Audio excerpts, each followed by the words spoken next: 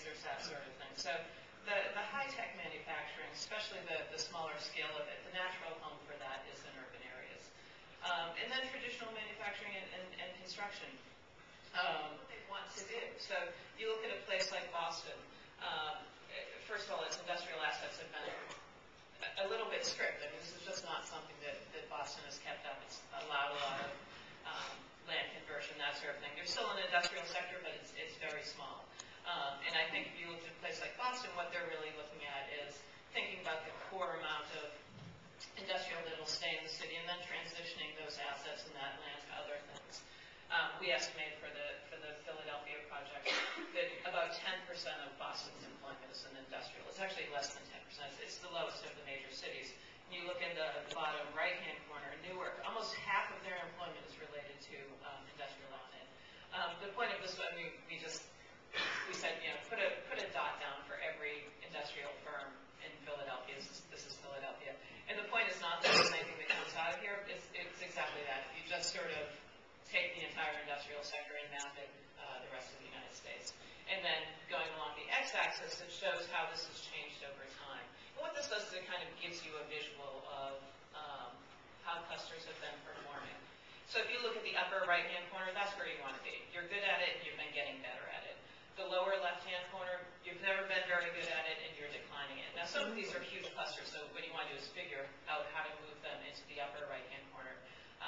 But it starts to give you a sense of where these play. And then the lower right-hand corner are things that, you know, historically you haven't been that good at, but you're starting to actually develop and evolve. And so this gives you a sense of just generally where these clusters play on this. The next thing we do is we look at these national projections of employment growth, simply to size the opportunity. You know, if you might be great. We've worked with cities that are great all in the bottom part. You know, they have a number of strengths, the rest of the United States. And then going along the x-axis, it shows how this has changed over time. And what this does is it kind of gives you a visual of how clusters have been performing. So if you look at the upper right-hand corner, that's where you want to be. You're good at it, and you've been getting better at it. The lower left-hand corner, you've never been very good at it, and you're declining it. Now, some of these are huge clusters, so what you want to do is figure out how to move them into the upper right-hand corner.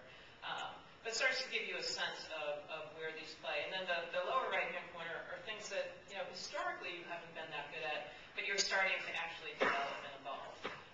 And so this gives you a sense of just generally where these clusters play on this survey. We basically put together a mobile GIS. We went out and we surveyed about 20% of the city, which is in 15 districts. Every single property. If we couldn't tell what was happening from the car, we got out of the car, we climbed the fence. And sometimes we looked at windows we probably shouldn't have. We did take some pictures where Homeland Security has written this up. I'm fairly sure on one of your watch lists. It's not a good idea to take a lot of pictures in industrial areas. You need to be careful. But needless to say, it was an eye-opening experience because as someone who's worked in Philadelphia for many years, I've been doing a lot of neighborhood planning, commercial corridor planning. Some of the industrial districts were completely off the radar for me. And they weren't just for me. They're kind of the big forgotten parts of Philadelphia. So this was a real eye-opener experience. Fairly sure I'm not breaking any labor laws. That's my kid. So we collected a lot of information. Everything from how many parking spaces do the industrial uses have, how many loading docks, what's the building clear height, the NAICS codes associated with it. We were very careful to collect both primary and secondary use. And this is important because we have some industrial sites. As an example, you have a 10-acre industrial site. 4 acres of it is clearly being used for manufacturing. The other 6 acres are just sitting there dormant. If you just recorded that as industrial, like you would in a typical survey, you would miss those 6 acres of what we call slack space. Industrial zoning is located. So we cover about 90 to 95% of the industrially zoned land in Philadelphia just by surveying these districts. The relevant numbers here is that there are about 16,000 acres in those 15 districts. About 9,400 acres are currently zoned and used for industry. About half of that is related to ports, freight, even airport. So we're actually not dealing with a large amount of zoned industrial land that's used for industrial purposes. So that's something that we really wanted to get out front, recognize that we do have kind of a supply issue. And part of this has been a long sort of process of change. We mapped the zoning, industrial zoning in the 1950s, as well as in 2008. And when industrial land was zoned in the 50s, it was focused around waterfronts, but also around these long rail corridors. No surprise, right? That's where industrial use was concentrated. By 2008, you see in this map, those are the gray areas. Up in the right lower left, that's the northeast, that's the southwest. Those are the modern industrial parks.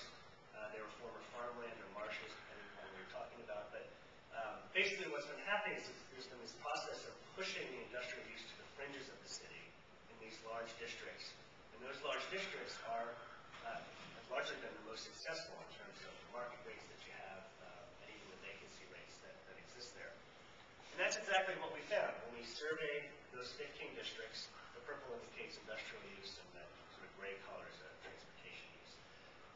When we surveyed all the districts, we found that 3/4 of industrial use is either in that northeast, the upper right there, coexist with housing and commercial areas. And that's what the industrial mixed-use categories are set up to define, right, and protect. So we can manage that transition a little bit better. So we basically came up with these different categories. We took a stab at mapping it across the entire city. How would that play out? And there is a fair amount of land here that we're saying it just doesn't make sense to be industrial. Let's think about something else in the future. And then we also have to get a little bit more specific. We have to zoom in. And that's kind of the process we're in now. We're looking at district-specific strategies. In this case, this is the Philadelphia Airport in the lower left and the Center City University City on the right. This stretch of the lower Schuylkill has a fair amount of vacancy, but there's also a lot of long-term potential. There are sites that are great for research and mixed use, including housing, that were formerly industrial. But there are also formerly industrial sites that are great opportunities for advanced industries, production and distribution, and all of this came from the data that we've collected, that access to infrastructure, the workforce, the legacy of how these sites were used, the proximity to some of these assets. So we've been defining some general strategies, but then the other thing we really wanted to do with this study is bring design into the discussion.